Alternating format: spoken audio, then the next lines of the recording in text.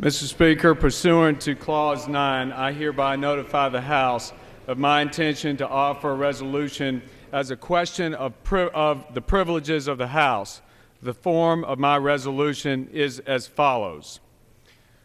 Whereas at least 3 members of the House Democratic leadership have endorsed a procedural tactic for the sole purpose of avoiding an up or down vote by the yeas and nays, the House will be in order. The gentleman will suspend. The House will be in order.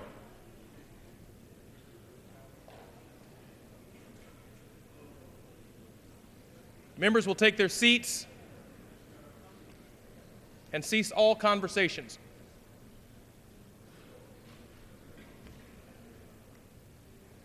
The gentleman from Virginia. A procedural tactic for the sole purpose of avoiding an up or down vote by the yeas and nays on the Senate-passed health care bill. Whereas on Tuesday, March 16, 2010, Representative James Clyburn, the House Majority Whip, stated, "We will deem passed the Senate bill." Whereas on Tuesday, March 16th, the Washington Post reported, after laying the groundwork for a decisive vote this week on the Senate's health care bill, House Speaker Nancy Pelosi suggested Monday that she might attempt to pass the measure without having members vote on it. Instead, Pelosi would rely on a procedural sleight of hand. Mr. Speaker, the House is not in order. The gentleman is correct. The House will be in order. Members will take their seats. Members will clear the well. Members will clear the aisles and cease all conversation.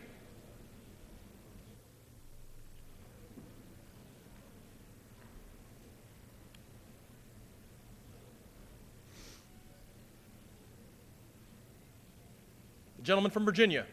Thank you, Mr. Speaker. Whereas in the same Washington Post article, the Speaker declared, "I like it because people don't have to vote on the Senate bill." Whereas on Tuesday, March 16th, McClatchy newspapers reported Representative John Larson, chairman of the House Democratic Caucus, stated, "Many of our members would prefer not to have voted for the Senate bill."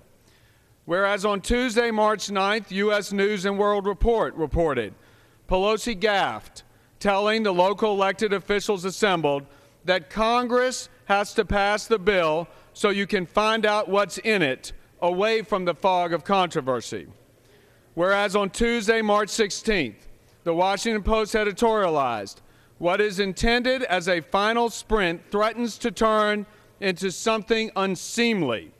And more important, contrary to Democrats' promises of transparency and time for deliberation, it strikes us as a dodgy way to reform the health care system.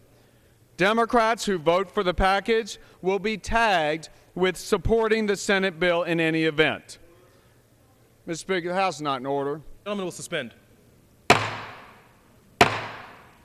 House will be in order. Members are reminded to not traffic the well while another member is speaking. Members will take their seats. Members to my right will clear the aisles. The gentleman from Virginia deserves to be heard.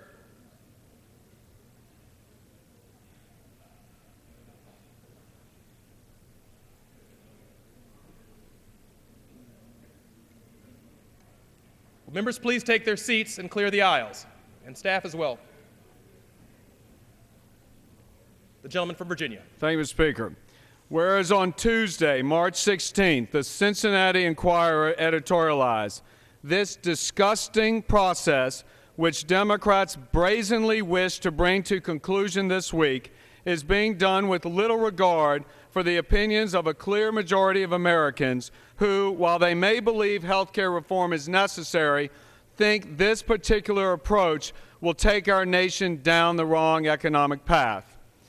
Whereas bipartisan members of the House and Senate have expressed their opposition to using the slaughter solution, whereas on Wednesday, March 10th, Representative Joe Donnelly released the following statement: The process over the past few months has been frustrating, including the cutting of unacceptable special deals to assure a few senators' votes. Whereas Representative Jason Altmaier of Pennsylvania has characterized the exploitation of the slaughter solution by Democratic leadership as wrong and unpopular among his constituents.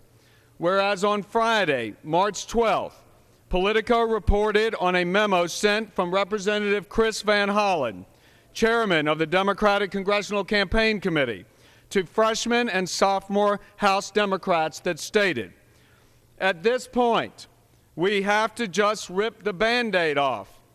Things like reconciliation and what the Rules Committee does is inside baseball." Whereas on Tuesday, March 16th, Roll Call reported, Hoyer argued that the American public isn't interested in the process lawmakers use for approving reforms. Whereas on Tuesday, March 16th, Representative James Clyburn told Fox News, "Controversy doesn't bother me at all." Mr. Speaker, the House is not in order.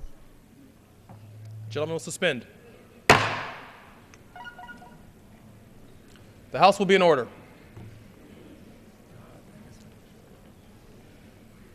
Once again, members are requested to take their seats. The gentleman from Virginia deserves to be heard. To cease conversations, remove conversations to the cloakroom.